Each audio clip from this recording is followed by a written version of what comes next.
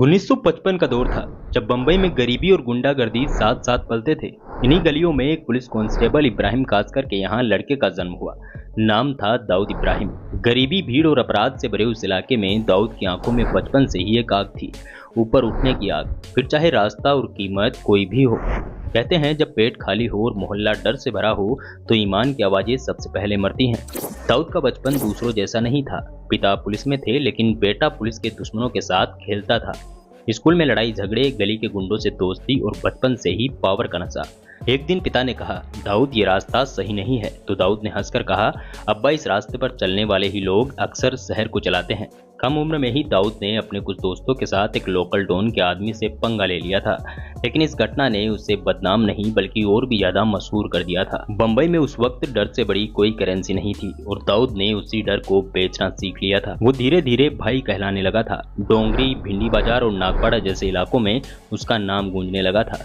1970 के दशक में बंबई के अंडरवर्ल्ड में 3 बड़े नाम हुआ करते थे, हाजी मस्तान, करीम लाला और वरदराजन मुदलियार।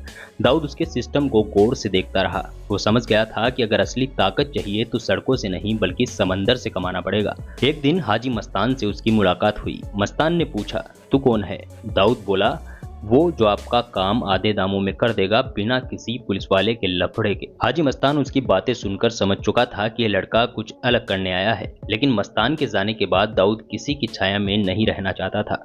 अब वो अपना खुद का साम्राज्य खड़ा करना चाहता था। मस्तान के जाने के बाद दाऊद ने धीरे धीरे स्मगलिंग, जुआ, प्रोटेक्शन रैकेट और हथियारों का कारोबार अपने कब्जे में लेना शुरू किया। वो अब सिर्फ एक बदमाश नहीं था बल्कि वो सिस्टम को समझ चुका था। राजनीति में उसके दोस्त थे, पुलिस में उसके मुखबिर और कहते हैं कि पब्लिक में भी उसकी हीरो वाली इमेज थी। 1980 का दशक आते आते दाऊद ने एक बड़ा नेटवर्क खड़ा कर दिया था जो न सिर्फ मुंबई में बल्कि दुबई, मस्कट और कराची तक फैला हुआ था। इस नेटवर्क का नाम पड़ा डी कंपनी। उसके आदमी हर जगह थे, पुलिस में, बंदरगाहों पर, एयरपोर्ट तक। हर तस्करी, हर डील में उसका हिस्सा हुआ करता था। बंबई का हर सौदा अब दाऊद के इशारे पर चलता था। जैसे जैसे दाऊद की ताकत बढ़ती गई वैसे वैसे उसके दुश्मनों की लिस्ट भी लंबी हुई। सामने आए कुछ पुराने गैंग्स, पठान, बासु और साबिर गैंग, लेकिन दाऊद ने सबको या तो खरीद लिया था या फिर जड़ से ही खत्म कर दिया। अब यह सब मुंबई में चल ही रहा था कि इन्हीं के बीच एक गोली चली और शब्बीर की मौत हो गई और वहीं से शुरू हुआ मुंबई गैंगवार का असली दौर। अब मुंबई सिर्फ शहर नहीं रहा था, वो बन चुका था एक बैटलफील्ड जहां कानून नहीं बल्कि गोली बोलती थी। पुलिस उसे पकड़ नहीं पाती थी। हर बार कोई नया मुखबिर, नया ठिकाना। पर मजे की बात तो ये थी कि लोग उसे रॉबिन हुड मानने लगे थे। गरीबों की मदद, पैसे बांटना और अपनी स्टाइलिश इमेज से वो सिर्फ अपराधी नहीं बल्कि एक करिश्माई शख्सियत बनकर उभर रहा था। 1986 तक आते आते दाऊद पर पुलिस का दबाव भी काफी बढ़ गया था। दाऊद जानता था कि अगर वो रह गया तो मारा जाएगा, इसलिए वो यहाँ से दुबई भाग गया। बाद में वहीं से उसने अपना साम्राज्य चलाया। अंतर्राष्ट्रीय स्मगलिंग, क्रिकेट में सट्टा और फिल्म प्रोडक्शन तक। बंबई अब उसके खेल का मैदान नहीं रहा था बल्कि उसका मंच बन चुका था। दाऊद इंडिया से गया तो था भागकर, पर लौटा राजा बनकर। Dawood Ibrahim, the don of dons. Bombay की सड़कों पर अब उसका डर नहीं बल्कि साया चलता था। हर बड़े अपराध में उसका नाम, हर पुलिस रिपोर्ट में उसका अक्स होता था। पर जल्द ही दाऊद कुछ ऐसा करने वाला था जिसने पूरी दुनिया को हिला दिया। 1993 बॉम्बे ब्लास्ट। 12 मार्च 1993 का दिन सूरज वैसे ही उगा था जैसे हर दिन उगता है, लेकिन किसी को नहीं पता था कि उसी शाम बंबई की हवाओं में बारूद की गंध होगी और हर चेहरा भौंक में बदल जाएगा। 90 के दशक की शुरुआत तक आते आते बंबई भारत का सबसे बड़ा आर्थिक हब बन चुका था। फिल्मी, पैसा और राजनीति सब कुछ यहाँ पर चमक रहा था, लेकिन उसी चमक के नीचे जल रहा था एक कम्युनल जहर। 1993 की बाबरी मस्जिद गिरने के बाद पहले दंगे जिन्होंने शहर को बांट दिया था।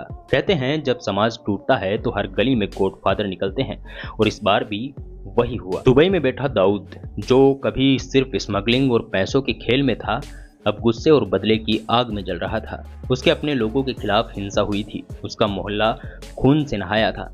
दाऊद का सबसे करीबी आदमी टाइगर मेनन, एक ऐसा दिमाग जो पैसा और प्लानिंग में पूरी तरह से माहिर था। उसने दुबई में बैठकर खौफनाक प्लान बनाया जिसमें बंबई की जड़ों को हिला दिया।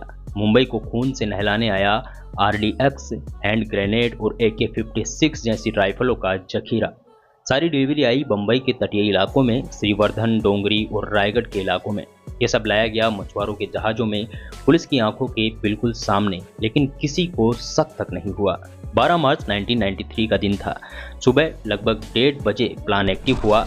दोपहर होते होते एक के बाद एक धमाके पूरे शहर में होते गए, जिनमें Bombay stock Exchange, Katha Bazaar, Plaza Cinema, Air India Building, Zaveri Bazaar, Centaur Hotel, Sea Rock Hotel, passport office जैसे हर जगह पर बम फटते गए। हर धमाके के साथ बम्बई का दिल कांप उठा। 13 बम, 257 मौतें और हजारों जिंदगियां तबाह। एटीएस, क्राइम ब्रांच और मुंबई पुलिस, पूरा सिस्टम हिल गया। हर थाना सायरनों से भर गया। कर्फ्यू लगा दिया गया। हर चेहरे में डर था।